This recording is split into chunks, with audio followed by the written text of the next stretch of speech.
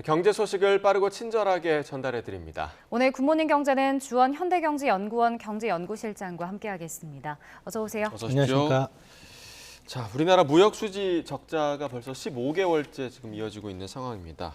역시 반도체 부진이 좀 큰 영향을 미쳤다. 이렇게 봐도 되는 걸까요? 네, 이제 5월까지 올해 총 누계 무역 적자가 273억 불이거든요. 예. 그러니까 작년 1월에서 5월 같은 기간의 무역 적자가 한 85억 불이니까 엄청나게 커진 네, 거죠. 이게 네.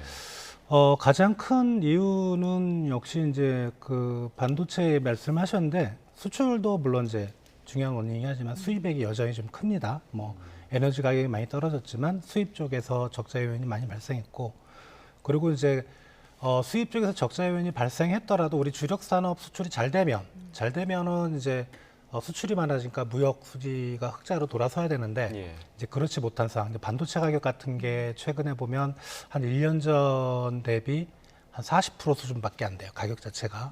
물량은 그렇게 이제 많이 감소하진 않았는데 이제 그런 부분을 생각해 보면 우리 주력 수출도 잘 안 되고 수입액은 여전히 높고 이러다 보니까 무역 적자가 지금 작년 아마 10월부터 올해 5월까지 계속 연속으로 적자를 보이고 있습니다. 예. 네.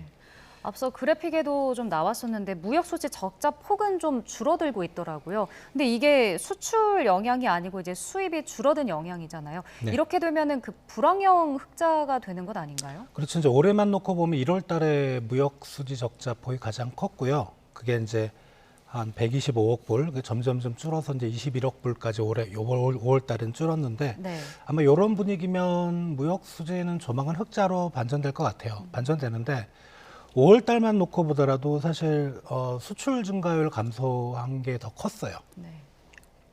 수입 증가율 감소한 게 더 컸기 때문에 예. 이제 그런 부분이 고려가 됐고, 그렇다면 수출은 안 되는데 무역 수지는 흑자를 기록하는 이제 말씀하셨던 좀 이상한 거죠. 예. 예. 네. 좋은 것도 아니고 나쁜 것도 아닌 예. 것 같은 이제 그런 상황이 하반기에는 아마 펼쳐질 걸로 생각이 됩니다. 네. 그러니까 계속해서 지금 반도체가 이제 힘을 못 쓰고 있는 그런 상황인데 반대로 우리나라에서 좀 기대해 볼 수 있는 분야가 자동차 분야란 말이죠. 그러니까 네. 그중에서 전기차 수출이 좀 많아지고 있는데 문제는 그 전기차에 들어가는 그 배터리 원자재를 우리가 중국에 상당수 좀 의존하고 있다. 이 부분이 좀 걸림돌이 될 것 같은데 어떻게 생각하세요? 지금 12대 주력 품목 중에서 5월 달에 이제 플러스를 기록한 게 딱 두 품목밖에 없습니다. 반도체 이런 것들 다 마이너스고 일반 기계, 이제 기계 쪽은 소폭 플러스였고 예. 자동차가 상당히 이제 실적이 좋아요. 예. 플러스 폭이 크게 났고요. 그게 좀 수개월째 자동차는 상당히 좋은데 근데 문제는 우리 지금 자동차 수출 내연기관차도 많이 수출이 되지만 말씀하셨던 전기차 네. 그게 핵심인데 그 전기차에 이제 당연히 그 핵심 부품이 배터리죠. 근데 배터리를 만들 때 그런 소재라든가 이런 것들이 중국산 비중이 상당히 높아요. 예. 이제 그렇다면은 그 가격이 만약에 예를 들어 중국산 그 배터리 만드는 그 소재나 광물의 가격이 급등해 버리면 한 1, 2년 전에 우크라이나 사태 때문에 니켈 가격이 갑자기 급등했잖아요. 그러면은 수지가 안 맞고 나라 전체로 보면은 수입은 많아지는데 자동차 수출은 잘 되는데 수입도 많아지고 예. 그래서 이제 무역 수지에 별 큰 도움을 못 주고 또 말씀하셨던 이제 어떤 무역 수지나 가격의 문제가 아니고 만약에 최근에 이제 미국과 중국 간의 어떤 그 최첨단 산업에서 이렇게 블록이 생기잖아요. 예. 중국이 그걸로 만약에 보복을 해버리면 사실 다른 데서 우리가 수입선을 다변할 수는 있는데 중국이 보복한다는 건 중국의 어떤 그 물량이 세계 시장에 안 들어온다는 거고 네. 그럼 가격이 또 올라간다는 거거든요.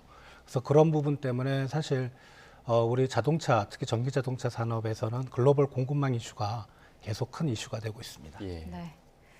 자, 다음 소식도 살펴보겠습니다.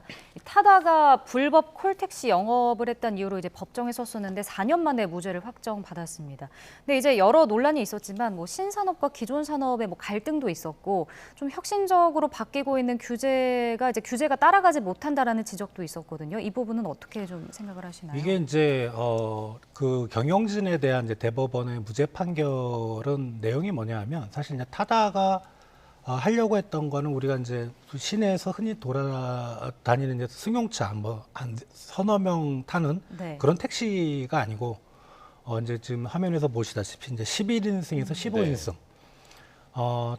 거기에 대해서는 어떻게 보면은 기사 알선을 포함한 이런 어떤 콜택시 비슷한 운영이 가능했거든요. 기존 법에서는. 네. 그래서 그 시장을 보고 이제 타다가 들어갔던 건데, 근데 요게 이제 문제가 되니까 국회에서 이 법을 고쳐버렸어요. 아예 11인승, 15인승 그 시장도 이제 하지 못하도록 네. 아주 예외만 빼놓고 그러다 보니까 이제 그랬던 거고, 사실 이 타다 운영진들이 실제로 서울시나 국토교통부하고 이제 협의를 했을 때는 그 법이 만들어지기 이전에 한 1, 2년 전에 했던 거라 불법이 전혀 아닌 거죠. 그래서 당연히 이제 대법원의 판결은 이제 타당한 걸로 보이는데, 네. 문제는 이제 그 법이 만들어질 때 2019년, 2020년에 통과됐는데 이게 이제 사회적으로 논란이 좀 많이 됐어요. 말씀하셨던 정말 우리가 새로운 기술 혁신을 통해서 어떤 새로운 부가가치를 창출하는 어떤 새로운 산업의 혁명, 패러다임으로 넘어가는 게 맞는 건지, 아니면 이게 이제 기존의 어떤 택시 영업을 하시는 네. 분들의 시장을 침해하는 건지.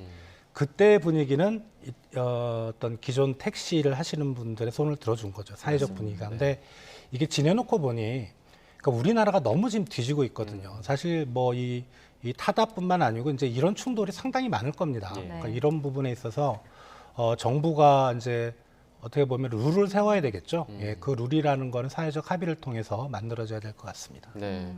이런 일들이 사회 각 분야에서 정말 계속해서 좀 나올 것 같아서 정말 말씀하신 그 룰들이 좀 세워져야 할 것 같습니다.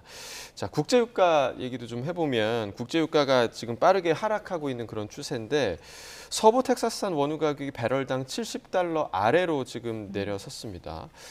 이렇게 좀 유가가 안정세 보이는 배경이 좀 어디에 있을까요? 안정세를 이제 유가가 떨어지면 좋죠. 뭐 최근에 인플레이션 때문에 예, 상당히 예. 고생하고 뭐 주유소의 기름값도 떨어지고 좋은데, 이 유가 떨어지는 거를 반길 수가 없습니다. 지금은 사실 세계 경제, 뭐 아까 우리가 이제 수출 얘기도 했지만 수출이 좋아지려면 세계 경제가 좋아져야 되는데, 유가가 국제 유가의 방향성이 어떻게 보면 세계 경제를 앞으로의 방향성의 바로미터다, 이렇게 보시면 됩니다. 유가가 오르면 세계 경제가 좋아지는 거고, 근데 유가가 떨어진다는 거는 반대로 이제 세계 경제가 나빠진다는 거죠. 네. 이게 가장 큰 이유가 올해 초만 해도 이제 중국이 리오프닝 하면서 중국의 어떤 경제 뭐랄까 이런 활동이 활발해지면 석유에 대한 수요가 많아지겠죠. 예. 전 세계 시장에서 중국의 원유 소비량이 한 17% 정도 됩니다. 가장 높은 나라가 미국이 한 20% 정도 되고, 중국이 만약에 이제 경제 활동이 되면 이전에 2021년 기준이기 때문에 뭐 그때 이제 원유 소비가 되면서 수요가 많아지니까 유가가 올라갈 거다 이렇게 생각을 했는데, 최근에 중국의 경제 지표가 생각보다 나쁜 건 아닌데 상당히 좀 안 좋게 나오고 예. 있습니다. 그러면 결국은 이제 국제 유가의 수요는 많이 좀 생각보다 줄 거고, 그게 올해 초만 해도 배럴당 $80대를 다 넘었는데 지금은 이제 $70 뭐 많이 내려가는 데는 한 $60까지도 보고 있어요. 또 하나는 지금 이제 이란의 원유 수출 재개 가능성인데요. 이거는 이제 이란은 기존에 한 5% 넘게 전 세계 원유를 공급을 했었는데, 이게 2018년 트럼프가 이란하고 이제 그 이전 정부 오바마 정부 때 맺었던 핵 합의를 일방적으로 폐기를 해버렸습니다. 예.